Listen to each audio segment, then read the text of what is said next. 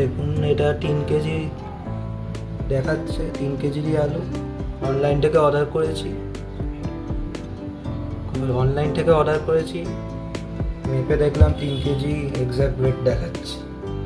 আর ঠিকই দিয়েছে। Deal share থেকে অর্ডার করেছি। দেখুন আমি ডিল শেয়ার থেকে 3 কেজি চন্দ্রমুখী আলু কিনেছি।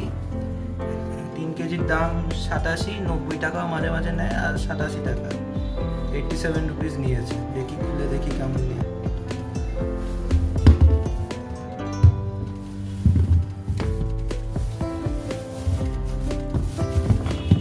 দেখুন এগুলো চন্দ্রমুখী আলু শেপগুলো দেখছেন ভালোই আছে, বেশি ধুলো মাখানো হয় না।